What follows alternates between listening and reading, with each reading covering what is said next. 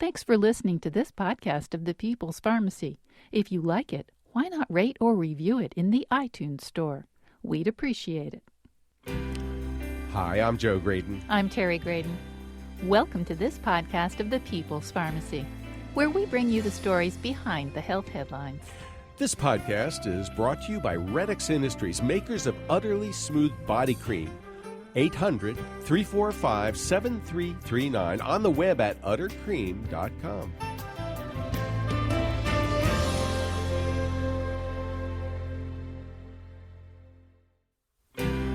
With concerns rising about antibiotic overuse and the safety of prescription medicines, isn't it time to consider self-care?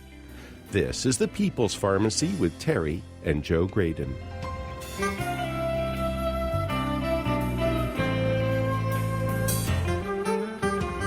The great majority of health complaints are fairly minor, even if they are irritating.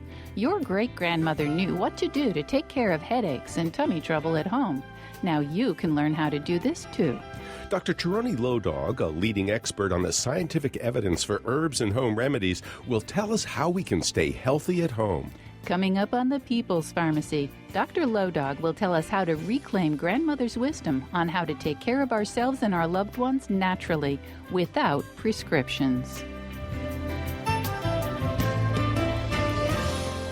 First, this news. In the People's Pharmacy health headlines, weight loss surgery may not be quite as beneficial as it first appears. New research from Israel suggests that the long-term benefits of bariatric surgery may fade over time. The investigators tracked more than 400 obese individuals who had stomach-reducing procedures. They collected information on weight loss and metabolic parameters. Within the first year, the subjects lost about 77% of their initial body weight on average. After 5 years, that amount had slipped to 56%. Much less, but still impressive. The metabolic benefits also diminished over time. About half of those who had diabetes before surgery had healthy blood sugar after a year, but after 5 years, only 1/5 had normal blood sugar. A combination of the Mediterranean diet and the DASH diet has been shown to help older people stay sharp longer. The diet, called MIND for Mediterranean DASH Diet Intervention for Neurodegenerative Delay, was tested in 960 elderly Chicago residents over 5 years. Those who stuck most closely to the diet ended up with a mental age 7.5 years younger on average than those who cheated most.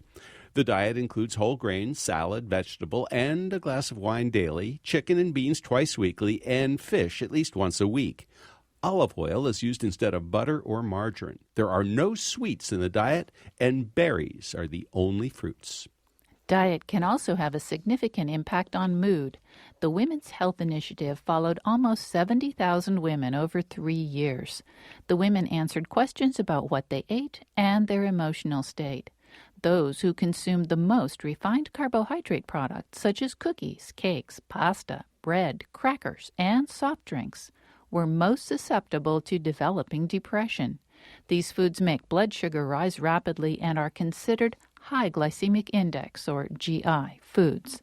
Those who ate more vegetables, whole grains, and whole fruits were less likely to become depressed. The investigators concluded that the results from this study suggest that high GI diets could be a risk factor for depression in postmenopausal women.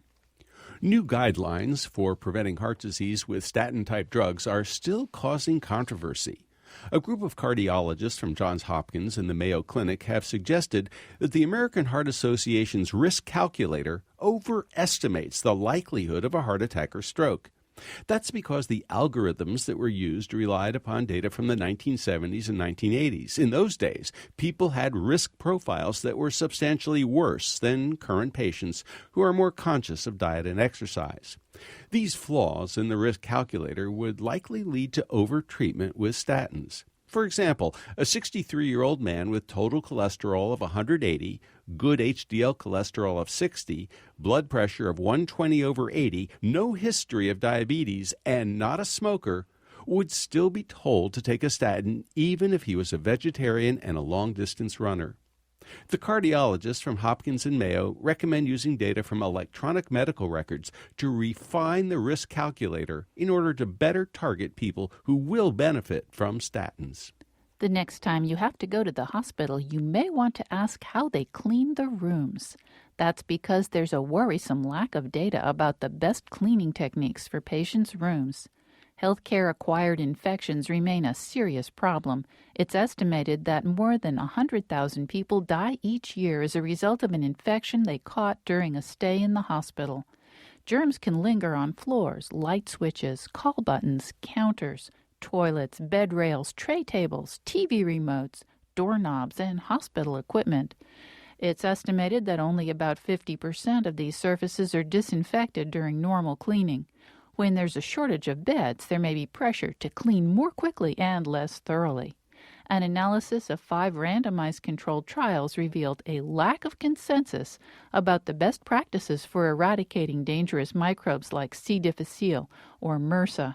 An accompanying editorial notes, reducing transmission of multi-drug-resistant organisms and Clostridium difficile in hospitals is a critical priority. It appears, though, that more research is needed on how best to achieve that. And that's the health news from the People's Pharmacy this week.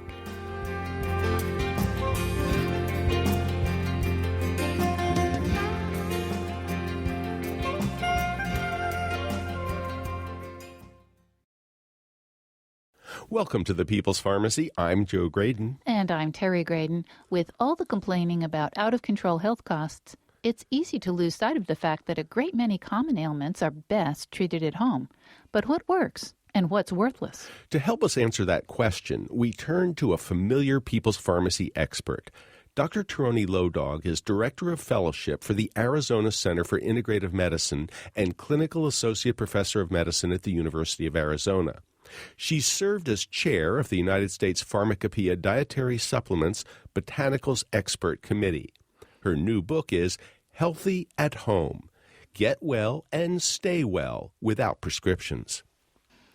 Welcome to the People's Pharmacy, Tieraona. Thank you. Tieraona, your new book is wonderful, and I love the title, Healthy at Home: Get Well and Stay Well Without Prescriptions. It sounds like the People's Pharmacy mantra. Tell us the evolution of this book, and in particular, the idea of healthy at home. Sure. Over the many years of my practice, both as an herbalist and then as a physician, I have found that people have become far less able to discern when something can be treated at home and when they need to go to the doctor and get, antibiotics or be evaluated perhaps for something more serious. And so the impetus for writing this book was really just over the years. I can't tell you how many people I would see at the urgent care or would wait at the emergency room for 5 and 6 hours to have their child evaluated with 100-degree fever and the sniffles, who was eating, drinking, running around the emergency room. And then they leave and they're frustrated because, I wouldn't give them an antibiotic, and they clearly thought the child needed one. And a long time ago, we had parents and grandparents, grandmas around that could help us just, learn if our child was really sick and we needed to go in, or if we could take care of it home. I am deeply concerned about the overuse of antibiotics, the overuse of over-the-counter medications, ibuprofen, Tylenol, cold and cough medications, and I believe that people need to know that there are many, many things that you could find in your own kitchen or grow in a pot on your porch that can address many of these minor complaints safely, inexpensively, and are better for you in the long run. This idea of impatience, we are so impatient these days. We want instant everything. And as a result, the idea of watching and waiting, tincture of time, the things that Grandma used to know about intuitively, like, it's going to take a few days for you to get better. We're off to the emergency room where, by the way, we're going to be exposed to everybody else's germs for hours on end, or even going to the doctor's office. So how do we go back to that wisdom that said, It may take a couple of days for that blister to get better. You don't need to go to the ER for a blister or for a stomach ache. How do we make those decisions wisely? I think that education is a huge part of it. I'm dismayed that people, graduate high school knowing more about a frog than they know about their own body, right? That there is not an emphasis really on teaching biology. And I'm more of a biologist than a chemist, to be honest. I love biology. I love the science of living things and organisms. And chemistry certainly can be used, to inform us scientifically. But I think having a deep appreciation for biology and physiology and how the body works, how it was designed for defense. And part of it I get, it's like sometimes when I'd be at the emergency room and a mother would be there with her 3 children, and one of them was, had a bad, upper respiratory infection. Clearly that just was a cold. It was a virus. It was going to get better on its own. There was nothing really I could offer as far as like an antibiotic I could offer, to suggest teas and things for her to give. But she would say to me, I can't miss more work. My kids have been getting sick off and on, and I can't stay home, and they won't take them at the daycare. And so it's not simply just impatience. Part of it is also society and the way our families are structured. There often isn't somebody that's just right next door that can come over and watch your kids if you have to go to work and they're not well. And when you have a lot of single-parent families, and a job where you can't take off a lot of sick days or you don't get paid, I understand the desire to get something quick and get them well fast. And the reality is children get sick. And part of their getting sick is their body learning to defend itself against different kinds of viruses and bacteria. And so, children get 4 to 8 upper respiratory infections per year on average. And parents are really concerned that there's something wrong with that. And when you try to say, no, that's great, that's fine as long as your kids are getting sick but getting better. It's not, staying for 3 and 4 weeks at a time that they get sick and then their body heals itself and gets better. That's a good thing. They're going to get sick more as little children and they'll get sick less as they get older. But I'm sensitive to the fact that we have a culture and a society and the reality of people's lives that drive them to emergency rooms and urgent cares, and often they do get an antibiotic because when it's 11 o'clock at night and you've worked 11 hours on your shift as an ER doc, working in the ER, it's really easy just to give ibuprofen and an antibiotic prescription and instead of having a discussion about viruses and that the body's going to heal itself. I mean, it just doesn't happen. It's not a matter of if we're going to have superbugs for which there are no antibiotics. It's not a matter of if, it's a matter of when. And so we've got to get a handle on withholding antibiotics except for those cases where they're clearly indicated. And of course, Tieraona, it would be one thing if the antibiotic would actually help the kid, in fact, get better faster. But they don't, not if what the child has is a cold. Absolutely. Absolutely. And even now, with ear infections and that, it is acceptable to, given the right circumstances, it's acceptable to give the parent a prescription for the antibiotic and say, look, you don't need to fill this. If in 24 hours, the fever is getting better and the pain is less by doing some of these other things, you don't need to give the prescription for it. You don't need to fill it. So I think there are ways that we can educate patients about, holding off on antibiotics, giving the body a chance to heal itself. But so many of the things that we see for like common upper respiratory problems, even diarrhea, a lot of it is, viral diarrhea, gastroenteritis, and their antibiotics are not the answer here. The nice thing is there are a lot of natural remedies that can do a job. Right there if we can, Tieraona, because when you think about all of the commercials on television and all the products in the pharmacy for the common cold, you've got the antihistamines, you've got the decongestants, you've got the fever reducers, and they probably don't work all that well. So what are the downsides of the drugstore stuff, and what do you have to offer in terms of thyme and honey for coughs, maybe some ginger, maybe what you would recommend for upper respiratory tract infections that might actually do something. Well, right. Why do people get more colds and coughs in the fall and the winter? Well, because the air is drier and there's less humidity, right, in the air. So the body was so well designed to be able to defend itself against foreign invaders. So that's why you've got hair in your nose and you've got this sticky kind of little flypaper, the mucosa of the nose, the lining of the nose, and that goes back up in the sinus passages. And its job is basically to trap things. And then you sneeze or you blow your nose, or often we just swallow them. And if you've got adequate stomach acid, it just destroys whatever you swallowed. In the wintertime, because the humidity is low and we use heaters and things like that in our home, it dries out the nasal passages. And now instead of flypaper, you basically have a dry mucosa and you cannot defend as well. So one of the best things you can do is just keep the nose moist, right? Teaching people how to use a neti pot, teaching parents how to use a bulb syringe with a basic saline, buffered saline solution. It can reduce your reliance on cold medications. It can reduce your need for allergy medications in the spring. I mean, something as basic as just keeping the nose moist. I mean, so that's one of your big preventions. It's also a great treatment when you're, trying to treat a cold. When you use things that are very powerful. Ibuprofen and Tylenol have a place in a very short amount of time, using them just when needed. But they have all kinds of problems for the gut as well as for the liver and the kidneys. They can be quite harmful.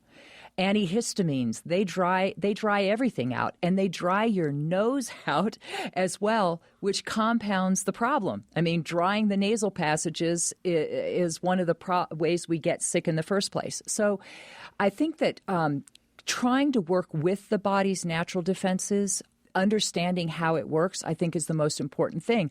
I also said something here about, you swallow a lot of these things, the bacteria and viruses, and then your stomach acid, you got a pH of 1 or 2 down there, and it's going to destroy whatever comes in contact with it. But what do people take a lot of today that would impair that?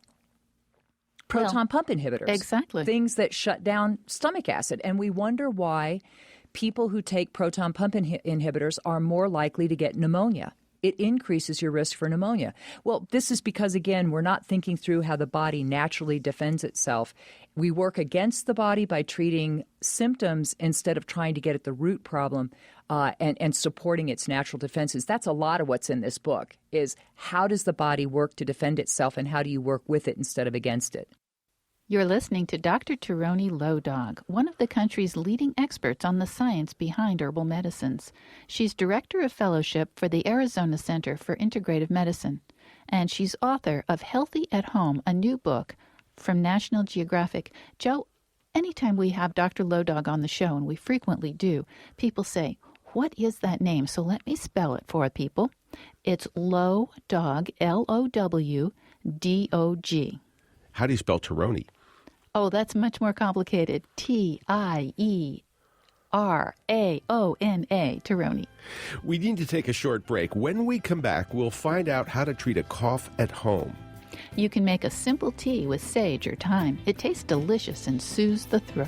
Some of these home remedies, like honey, work better against a cough than drugstore medicine like dextromethorphan. We'll also find out if bringing a fever down is good or bad, and how to help children sleep when they don't feel well.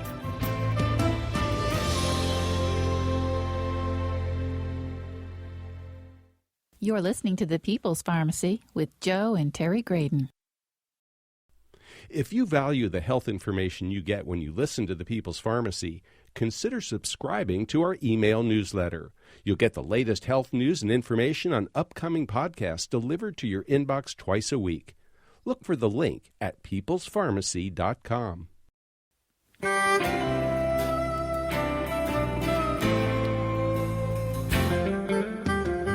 Welcome back to The People's Pharmacy. I'm Joe Graydon. And I'm Terry Graydon. The People's Pharmacy is made possible by Red X Industries, makers of utterly smooth creams and lotions that deeply moisturize to make dry skin feel soft and smooth.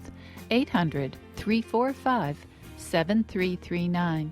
Online at uttercream.com. And by We Patients, where you can learn from others about possible triggers and potential treatments for your headaches or migraines. Online at wepatients.com. If you would like to order a CD of this show, you can call 800-732-2334. This is show number 931. That number again is 800-732-2334. Or you can place the order on our website, peoplespharmacy.com. Today, we're talking about recapturing grandmother's wisdom with practical recipes to help us revive the fading art of taking care of common health problems at home. Our guest is Dr. Tieraona Low Dog, Director of Fellowship for the Arizona Center for Integrative Medicine and Clinical Associate Professor of Medicine at the University of Arizona. Her new book is Healthy at Home: Get Well and Stay Well Without Prescriptions. So, Tieraona, what can we do when we have a cough and we can't get to sleep at night, or we're just feeling like, oh, isn't there something I can take to feel better? Sure. So now that we've sort of gone through some of the problems with over-the-counter medication, let me tell you that there are a variety of herbs that you could use, natural approaches that can help get you feeling better faster. Many people don't realize that sage, just the common sage that people cook with that you can get at the grocery store, that actually it has a strong antiseptic property, and it also is very effective at relieving the pain of a sore throat. So when you use the sage as a gargle, you can make a sage gargle with some salt and just make up a sage tea and gargle with it. When you gargle with it, it not only helps, with the pain, relieving the pain, but it also acts as an antiseptic, helping your body to be able to defend itself against bacteria or viral types of organisms. Sage was shown in a German study to be superior to placebo for relieving sore throat. And when you combine sage with echinacea, it was equivalent to lidocaine, which, as you know, is a topical anesthetic that we use. It was equivalent to lidocaine at relieving the pain of a severe sore throat. Wow. Now, when I was a kid, my grandmother made sage and salt gargle, and she would keep it by the kitchen sink. And whenever us kids would start to get a sore throat, a bad cold, cough, and sore throat, she would put this sage and salt gargle, and she'd say, every time you walk through the kitchen, I want you to grab this, and I want you to gargle with it, and then spit it into the sink. And then, of course, she said, and please clean out the sink when you're done. But this was something she did, 50 years ago, 48 years ago. This was recognized as a treatment way back then. Now you have modern science actually demonstrating that there is tremendous effectiveness for using sage with or without salt or with or without echinacea for taking care of a sore throat. Thyme. I love thyme. And thyme, again, common garden thyme that you can just grow on your porch, you can get at the grocery store. Thyme is one of the best herbs you will ever find for colds, coughs, congestion, stuffy nose. Thyme contains thymol, which, as you know, is one of the ingredients in Listerine, right? I mean, it's an antiseptic. It's got powerful antibacterial properties against a number of bacteria that can cause upper respiratory infections. And when they've studied thyme, the whole herb, it actually relaxes the trachea. It acts as an antispasmodic so that you don't get that horrible sort of dry, hacking cough. Now, throw in some honey with that thyme. Make a homemade thyme cough syrup, add some honey. Honey coats the throat and also relieves cough. A lot of the way it does that is actually by covering and coating these little receptors in the throat that can become irritated and cause you to cough, especially at night. Study in children found that when you gave kids over the age of 1, obviously we don't want to use honey in kids under 12 months, but in older children, when you gave them 2 teaspoons of honey before you put them to bed, actually it reduced nighttime coughing. So the combination of thyme and honey and a little lemon, you've got a delicious cough syrup that will relieve congestion in the nose, soothe the throat, and ease and relieve cough. And when you consider you could buy fresh thyme at the grocery store, you could make this cough syrup enough to last for 2 or 3 days for less than $1. Now, does it have to be fresh thyme? I've got thyme leaves in my pantry anyway, and sage as well. Can I use the dried herb? You can, as long as it's not the time you bought 5 years ago for your turkey and you've not opened or used since. Okay. When you open it, it still needs to have a strong aroma. If you open that dried thyme that you've got in your spice cabinet and it still smells of thyme, you've got that nice odor, then those volatile oils are still preserved and you're fine. And you can use the dried thyme and you can use dried sage. It works great. My only caveat there is that I have a lot of friends who have spice cabinets, and those herbs, when you look at them, they've been sitting in there a long time. So dried is good, but most of these should be replenished in your spice cabinet if you want to use them, especially medicinally, every 2 years. Now, here's a testimonial. I got a message on Facebook just last night from a dear friend who had a terrible cough. She said, I've got bronchitis. I can't go to sleep. The recommendation, of course, thyme tea with a little honey. 15 minutes later, she said, I cannot believe it. My cough has calmed. I'm going to bed. And, it was like, okay, that was fast. The Yes. cough medicine that we buy over the counter, the DM, the dextromethorphan that tastes terrible. They always have, some awful artificial flavor like cherry or something. I don't think it works half as well. No, I don't either. And as having used thyme teas and syrups, basically all a homemade cough syrup is thyme that's a little stronger with a little more honey in it. That's all it is. But having used it for more than 30 years in patients as well as in my own children and using it myself, I'll tell you it works really fast and it tastes really good. Now, Tieraona, you mentioned that little babies shouldn't get honey, but you suggested that honey works very well as a cough medicine for children over a year old. Is there anything that we can give that very young baby? You certainly can use thyme in a small child. You would just use maple syrup. Maple syrup also is going to have a very similar quality as far as coating the throat. But according to the Centers for Disease Control, the way maple syrup is harvested and heated, we don't have a risk of infantile botulism, which is the concern with honey. So you can use maple syrup in a young child, and you can make thyme syrup exactly the same way. You just use teaspoons. Now, Tieraona, the Food and Drug Administration has basically come out and said, the over-the-counter cough stuff and cold medicines for children, they doesn't work very well, and they have potential side effects. So Yes.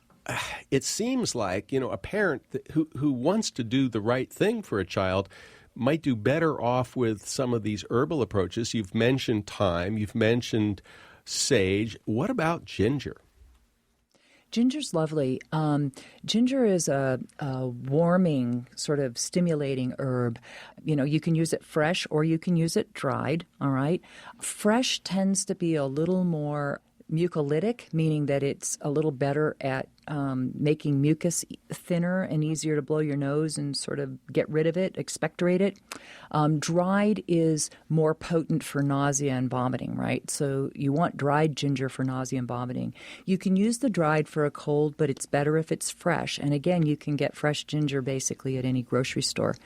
Ginger also, not only does it sort of thin the mucus and make it easier to cough and get rid of, but it also has strong antiviral activity. It has antiviral activity against a number of the rhinoviruses that are responsible for the cold. And in traditional Chinese medicine, they say ginger should be used at the very onset when things are still superficial, right? Before it's really gone deep into the body, you want to use ginger to sort of help dispel it and get rid of it, get it out of the body. So I love ginger. Hot ginger teas, again, you can drink it just like it is, or you can add lemon, you can add honey to it. My mother thinks a little whiskey makes it better. Ginger is a wonderful, wonderful remedy for those nights when you are first feeling like I'm getting sick. And everybody knows that. It's sort of like you come home after school or after work and you sort of just have that feeling like I'm getting a cold, I'm getting sick. that's the time you want to pull out the ginger. Now, I tell you, fresh is great, but I keep ginger tea bags at my house. And because I live almost an hour from a grocery store, I use the dried ginger, and I find that it works well. If I have fresh in the house, I'll use it. But you can use both. Ginger, great for thinning mucus, antiviral, anti-inflammatory, expectorant, and what we call a diaphoretic, helping you perspire and sort of get rid of what you've got going on inside of you early. So I'm a huge fan of ginger. Well, let's talk about a different symptom of colds, fever. Is there any benefit to fever? Why do we get fevers when we're sick? I talk a lot in the book about fever because I think people have a very distorted understanding of fever.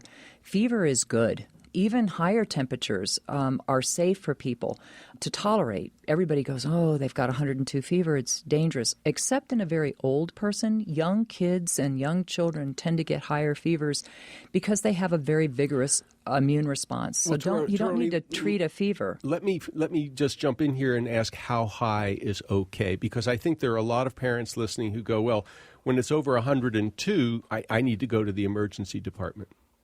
Well, actually, the science doesn't show any harm, at 105. Now, that scares you because 105 could definitely indicate that there's a pretty severe infection going on. So, that would drive most parents to the hospital. But children will often run fevers of 103, 103.5. Those fevers, if the child is eating, the child is drinking, the child is interacting with you, the child is rousing, from sleep. The child, I go through the book in great detail what to look for that lets you know that this is something more serious that you need to have medical help for, and what you don't have to worry about at home. And fever is one that really frightens parents. They're like, oh my God, it's 103, they're really, really sick. Well, I can tell you, I've had children in with 103 fevers into the urgent care that were climbing all over the exam table, pulling down my stethoscope. We're drinking apple juice, eating graham crackers. That's child's fine. I've also seen children at 103 fever lethargic, not able to drink, not taking in fluids, won't eat.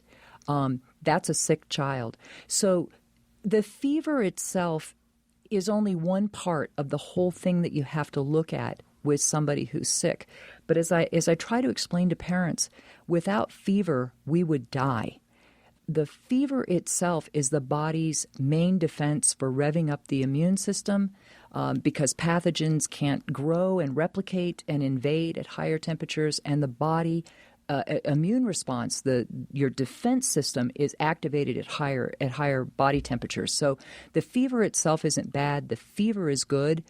It's the other things around the fever that you want to pay attention to. So we have all these drugs, Tieraona, and for the last 30, 40, 50 years, the pharmaceutical industry has been telling us, lower a fever, we've got ibuprofen, we've got naproxen, we've got the drugs that are going to do it. And virtually every cold remedy out there has a fever reducer.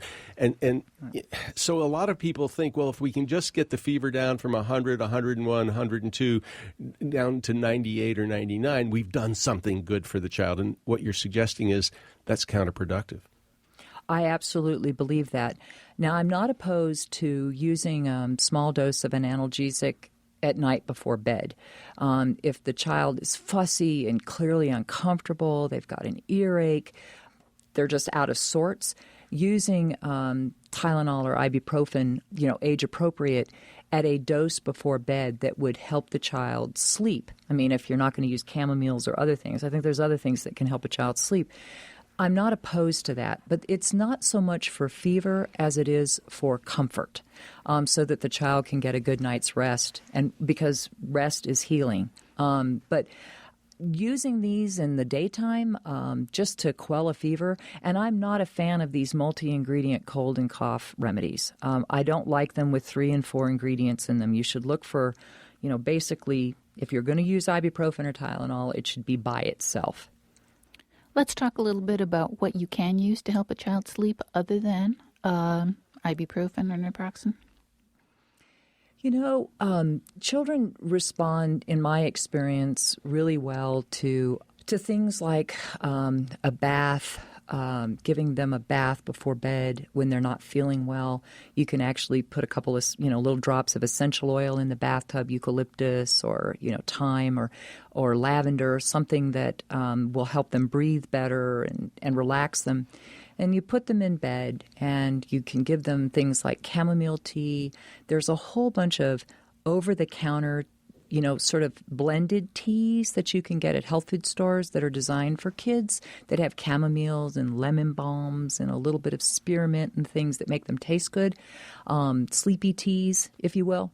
And giving your child some of this tea before they go to bed, and while you're reading them a story, have them get up and go to the bathroom and, finish reading the story and have them go to bed.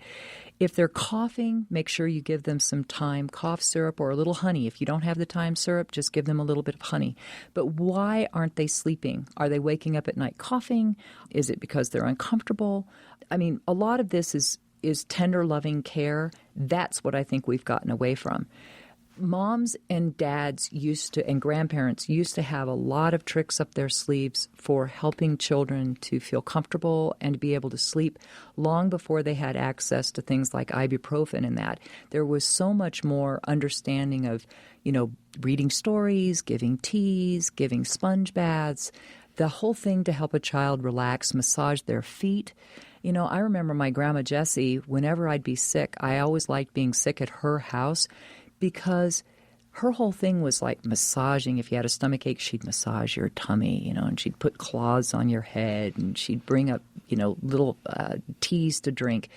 And you felt so comforted, and you just would go to sleep knowing that you were so cared for and loved. Today, it's like, okay, Johnny, it's time for bed. Here's the Tylenol. Here's the ibuprofen. Ship them off to bed while you go in, clean the kitchen, do the laundry, get ready for bed yourself. What I'm saying is, I think that part of this is stepping back and thinking, how do I help the body right now? The body is doing everything it can to get well.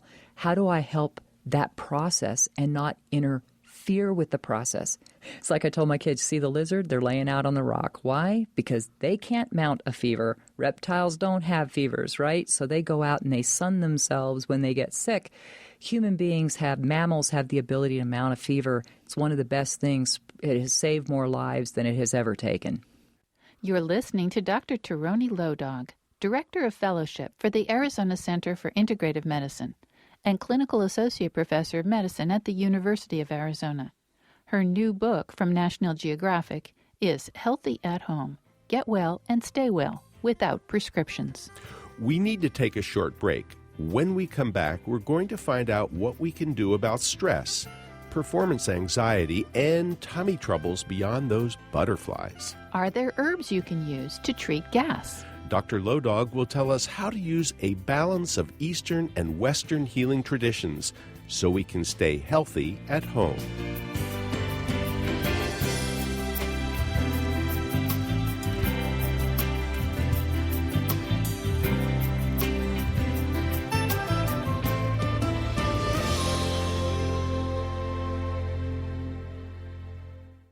You're listening to The People's Pharmacy with Joe and Terry Graydon.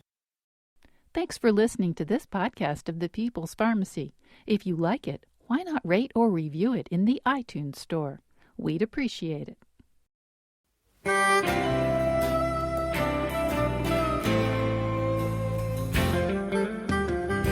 Welcome back to The People's Pharmacy. I'm Terry Graydon. And I'm Joe Graydon. The People's Pharmacy is brought to you in part by Red X Industries, makers of Utterly Smooth Foot Cream with shea butter, helping dry, cracked feet feel soft and smooth. 800-345-7339, online at uttercream.com. If you would like to order a CD of today's show or any other People's Pharmacy broadcast, you can call 800-732-2334. Today's show is number 931. That number again, 800-732-2334. Or you can find it on our website, peoplespharmacy.com. Today we are talking about how we can be self-reliant and take care of common health complaints ourselves. Our guest is Dr. Tieraona Low Dog, Director of Fellowship for the Arizona Center for Integrative Medicine and Clinical Associate Professor of Medicine at the University of Arizona. Her new book is Healthy at Home. Get well and stay well without prescriptions. Tieraona, one of the chapters in your book, Healthy at Home, talks about how people can deal with stress. And of course, we've talked before about the ways in which we need to address stress in our life and why that's so important. But you have some other suggestions here, suggestions for herbal remedies that might be helpful. Can you tell us a little bit about that, please? I think that stress is probably one of the, biggest health problems we're dealing with today. People just feeling unrelenting stress and not knowing how to deal with it. And while I don't think herbs are the only solution, I think it's, obviously an integrated approach. There are classes of herbs that peoples have used for hundreds, if not thousands of years to help the body defend against stress and also to ease stress when you're feeling it acutely. They're called nervines or nervines, and there are many plants like this, chamomile and lemon balm, but you have passion flower and hops and skullcap and milky oats, and there's a whole number of them. Then you have those that are sort of sedating as well that can even help you sleep if you're feeling really stressed and can't go to sleep. I love the nervines, and I use them a lot in practice, in teas or tinctures or capsules. And most of these herbs have secondary properties. So, for instance, chamomile, there was a study at the University of Pennsylvania in people who had generalized anxiety disorder. And chamomile was shown to be highly effective at relieving anxiety in people who actually were diagnosed with an anxiety disorder. Not only did it relieve the anxiety, but when they looked at the subgroup who had anxiety with depression, the depression also improved. Chamomile can help one sleep. It can help with, anxiousness and even lift the mood in depression. It's been studied in young children as young as 4 weeks of age to ease colic and spasms.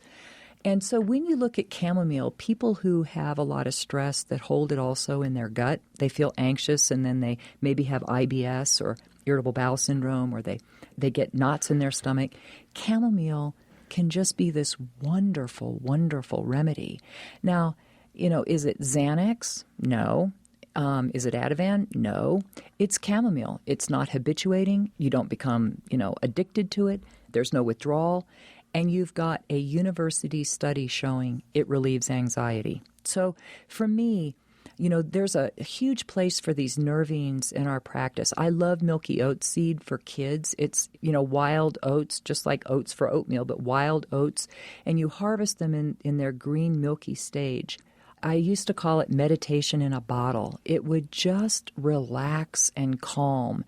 And it's totally safe. So there's a lot of these that can really help us when we're feeling stressed and overwhelmed that are very safe and can be taken as teas or in capsules or tinctures. I believe that stress, if you can't figure out how to manage your stress and sort of deal with it so that it's not detrimental to your health, it will lead you to eat poorly, eat too much. It'll interfere with your sleep. You'll gain weight. Your blood pressure goes up. It increases your risk for diabetes and heart disease. Stress is a 21st century problem that we're going to have to come to grips with. What about performance anxiety? There are a lot of people, if they have to get up in front of a group and talk, even if it's just to the PTA, or maybe it's a group of people at work or at church, they can feel their heart pounding, their hands get cold and clammy, their digestive tracts start overacting, and they're going, well, what can I do? And they go to their doctor and they get a beta blocker, or they maybe get some alprazolam, as you mentioned before, Xanax. Is there anything for performance anxiety that won't be addictive and won't affect their heart and won't affect their breathing or have any other deleterious complications? There's a number of herbs that can be used that way. When the heart palpitations are a big part of it, it's like the racing heart and the cold, clammy hands and that. There's an herb called motherwort that I think is underused in this country. It's much more commonly used in Europe. But motherwort has a calming, quieting effect on the heart. And its effect is actually quite rapid. So you can take it like in a tincture, and you can take just 15 or 20 drops of motherwort tincture, and you can just put it on the tongue or drink it in a little glass of water about 20 minutes before you're going to go up on stage. It will not interfere with your thinking. It won't make you feel, discombobulated. What it will do is calm and center you. I always love the name motherwort, right? A mothering herb. And I had a woman tell me once that when she would take it, it felt like being mothered, like being comforted and calmed and nourished and nurtured by like a mothering person. And I've had that experience when I've taken it myself when I was going through menopause. So motherwort is a very nice one, especially for those kind of rapid heart races and that cold, clammy hands and I can't think straight. Chamomile you could use. Lemon balm, great for anxiety. A lot of younger kids I use lemon balm in. College-age kids do really well on lemon balm tincture. Good anxiety reliever, very calming to the stomach, very grounding and centering. And again, just a little tincture, 20 drops. Well, you just mentioned calming the stomach. What other sorts of things might we do to calm our stomachs? There are many, many herbs that have digestive effects. I mean, many of them, because, when you drink them or eat them, where do they go? Into the gut. So those volatile oils and all the flavonoids and all these wonderful things that are in these plants are acting directly on the gut. So there are many of them. Clearly the mints, all the mints in the mint family have some benefit for the stomach, relieving gas and bloating and upset stomach. The only time you wouldn't want to use mints or things when you've got a really bad heartburn, right? Because it allows you to burp and belch after a big meal. That's why creme de menthe, after dinner mints, where did that come from? It came from the fact that it would relax the stomach, enhance digestion, and make it easier for you to belch if you need to. So I love all the mints.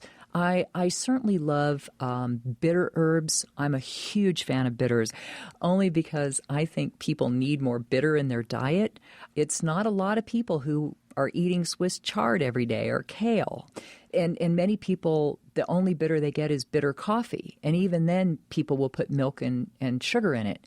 Bitters enhance your digestion. Oh, I was going to ask you, what's the advantage of bitters? Well, what are bitters? What are we talking about here? Because, I think there are a lot of bartenders who have heard of something called Angostura bitters that they use to make, Manhattans? But what are bitters? Well, actually, Angostura bitters are a great example of an herbal bitter. It's just, it's got some alcohol in it, but you can actually use that bitter. You put a tablespoon or two in some fizzy water and you drink it before your evening meal, which is common in Europe, right? These are used before the meal, not after, to prime the stomach, to get the pancreas secreting its juices, to get the stomach all revved up and stomach acid going, and they really enhance digestion. And so many people need better digestion. And instead of using all these proton pump inhibitors, which you all know my feelings about, I think in a small group of people they're really beneficial. A lot of people would benefit from things like bitters. They need better digestion, not just decreased stomach acid. But I love bitters, and they could be things as simple as dandelion, gentian, artichoke leaf. I mean, there are many herbs that have bitter properties to them, and there are commercial bitters that don't have alcohol in them that you can use before meals. But, dandelion, roasted dandelion root tea, you can drink like a quarter or a half a cup of this before your evening meal, 20 minutes before your evening meal. And I guarantee you will find that when you're done eating, if you have a problem with gas and bloating and indigestion and 2 hours later some heartburn, those bitters will make a huge difference. For me, I can tell you, with young kids who've had a lot of antibiotics, who have eczema and allergies and things like this, I will put them on small doses of bitters before the evening meal. And I need to tell you, within several months, you'll start to see their skin improve. They have fewer allergies because Digestion is so important. Your stomach acid is one of the primary ways you digest proteins. Most protein digestion happens in the stomach. If you don't have sufficient stomach acid, those proteins go to the small intestine where you don't have as good a breakdown of proteins. And if you start to get intestinal permeability, those proteins cause allergic reactions. They cause an immune response. Food allergies are often, and food sensitivities are often helped by taking bitters before the evening meal. Now, you've mentioned gas a couple of times, Tieraona, flatulence, the more common term, farting. So Yes. What do we do about this? I mean, you've mentioned bitters, but I'm kind of curious, what else can we do? We heard once that something called hing, I think that's how it's pronounced in India. Is that right, Terry? Which is known here as asafoetida, which is something Yes. that Yes, very the fetid. kids would go to school with, 100 years ago because it smelled so horrible. They'd wear it around their neck and nobody would even get close to them. It was supposed to protect them from catching colds. It Yeah. probably worked Yeah. because it kept everybody away. Yeah. So we've heard that actually can work for gas. Does it? And is there anything else people can do? Because we hear from people who say, I'm afraid to go to church. I'm afraid to go out and socialize because I'm eating all this healthy food, all the cauliflower and the Brussels sprouts and the broccoli. I'm eating all the fiber. And boy, the result is just terrible gas. Right. Well, I do want to stress that bitters are important for that because when you've not broken down food adequately, then when they get into the bowels, you have the bacteria acting upon them, and that's where gas is produced. So you really need to, sometimes digestive enzymes can be helpful, but bitters allow your body to do what it's supposed to do on its own instead of giving enzymes that do the job for it. So I'm more of a bitter fan. The other thing is asafoetida, fetid being the dominant syllable in that herb, it is a carminative. Carminatives are a class of herbal actions that relieve gas and reduce spasm. And so other ones that are more common in the West that I also really like are things like fennel and anise. Fennel, when you go to an Indian restaurant, oftentimes there's candied fennel up by the cash register, and you take a little spoonful of them and you eat the fennel. Well, why is that? Because it's to help ease gas and bloating after the meal. So there's many herbs. I really do like the fennel. I like the anise. I like the mints for gas and bloating.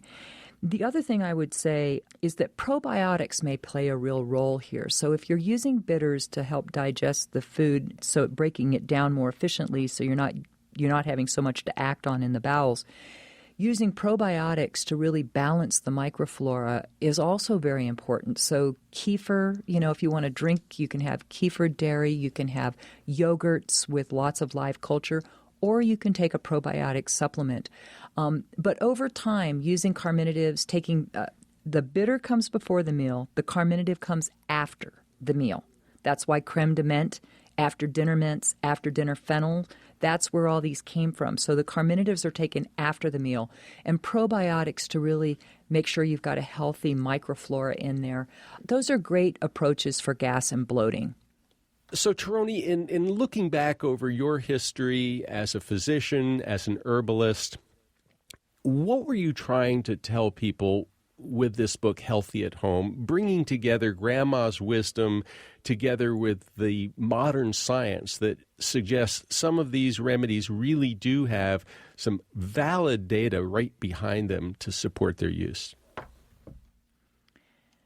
I wrote this book because of my experience as an herbalist and a physician. When I was practicing herbal medicine, I was able to help so many people with, common problems, but I also saw the shortcomings of just using herbal medicines when people would become really sick.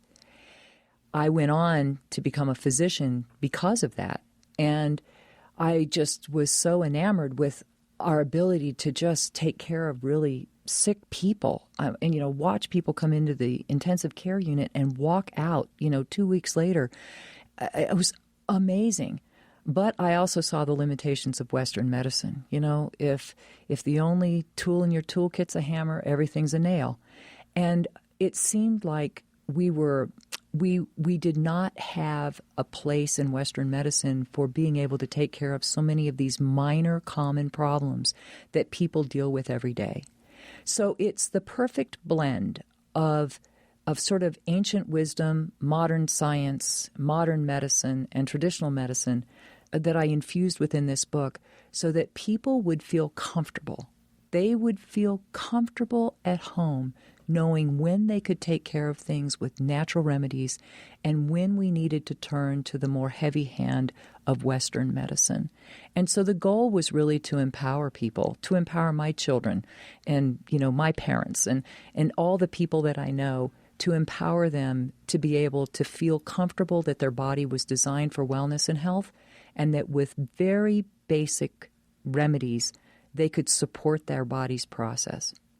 I love this because self-care is so very important and is really the huge proportion of how we really do take care of ourselves, and giving people the extra tools that they need is wonderful. Thank you so much for joining us on the People's Pharmacy today.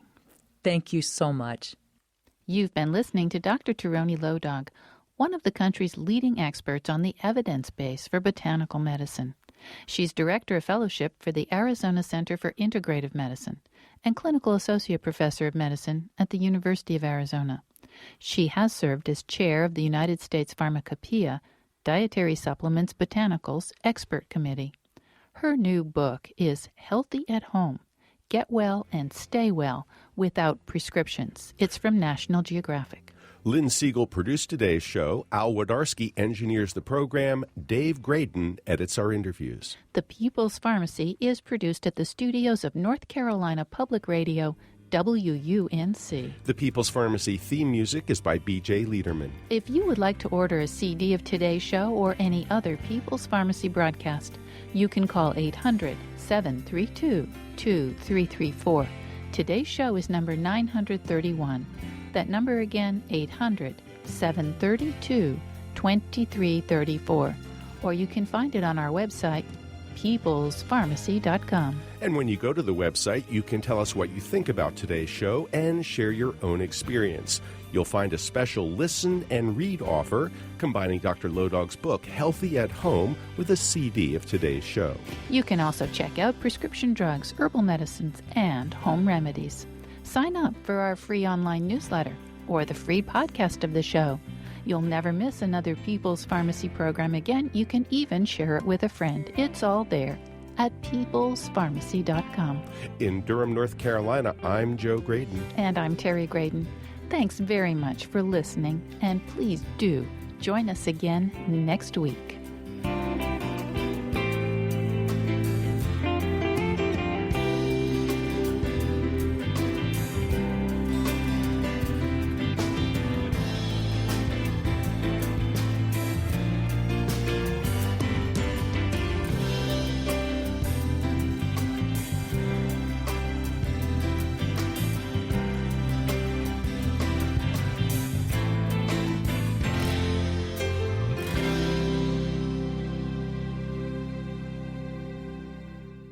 We hope you enjoyed this podcast. If so, please consider taking a minute to write a review on iTunes. And thanks for listening to the People's Pharmacy.